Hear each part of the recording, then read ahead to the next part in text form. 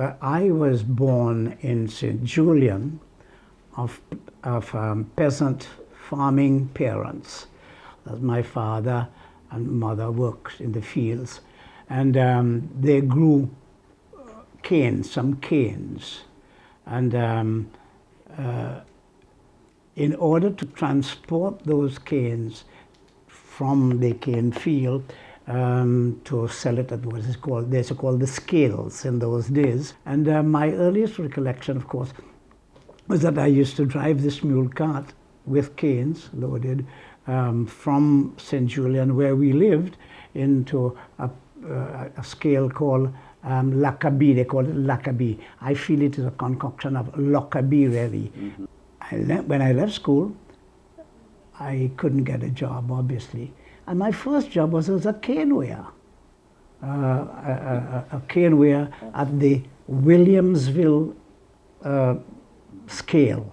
So further my studies, and I went on to London University and did a BSc Econ. Now, after getting my BSc Econ in 1962, I got a scholarship, a Commonwealth scholarship, to go to the Delhi School of Economics and Political Science of the Delhi University to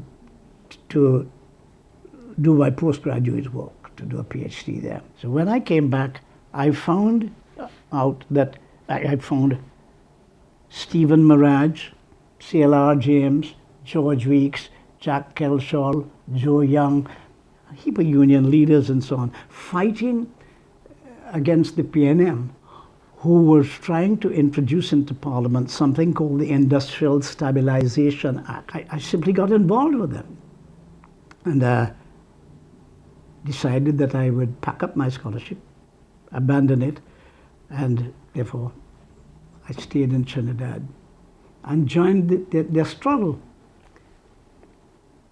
And in 1966, same group of us who were fighting this act formed the Workers' and Farmers' Party. And I was a founding member of that party, and I contested the elections of 1966. I became president in 63. The first battle I launched was in 73, was in 74. And that struggle was a struggle for guaranteed work all the year round. And I remember my trade union friends laughing at me and saying, all of us fighting for more pay, Panday fighting for more work. When we fought for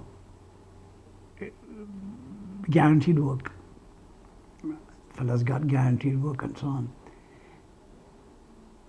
Then we fought for 100% increase, that when they got their back pay, you know, some fellas run down the road and buy a radio.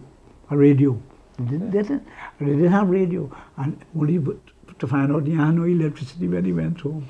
There are people who bought a little fridge that couldn't come through the door because the door was too small.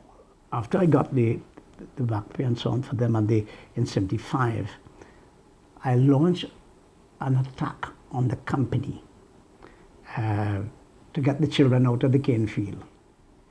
Those children going out of that field, Kearney couldn't care less. So Kearney getting the work done. And I told Kearney that I am a lawyer and I want to tell you something. These children are in this field with your consent, and if anything happened to them, I bring in a workman compensation case against you. I'm going to bring cases against you for workman compensation. And that is how I got the children out of the cane field. We were diversifying the sugar industry. So that the sugar industry, we are trying to say that the sugar industry was one aspect of Kearney, and we were diversifying it to have other aspects. For example, there was the citrus plantation. There was the feed mills, where we made animal feeds. There were several other areas. They were the buffalo, the buffalo herd, the beef and dairy herds. So Caroni was in fact being diversified. Rice cultivation. What in fact we had done, we had set up several commissions of inquiry to find out what to do with the sugar industry, how to make it viable. There was the Spence report, there was the Rampersad report, there was several reports. And one of the reports had suggested that maybe you should close the industry, right? That was the Hospitalis report. So we had several reports, and the PNM cleverly picked up one report, and they read that report. They said, look, a report they're saying that you should close it down. The only way that I contributed to closing the industry was to raise the wages of the workers. We raised the wages of the workers to a height where the government was saying the industry can't survive. When they brought the indented laborers to work on the sugar plantation, they saved this country from collapse even in those days, 160, 70 years ago.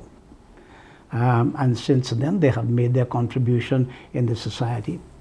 They have been able to surmount their indentureship, become lawyers and doctors, small businessmen, engineers, and today politicians. I think they've made an enormous contribution to this society. That I have no regrets. And the reason I have no regrets is whenever I have taken a decision, I have taken it because I believed at the time it was the right thing to do. How can I regret doing what I believe to be the right thing to do? I can't regret that. So it may be that what I did turns out to be wrong. But then I try my best to go and do what is right. But I have no regrets.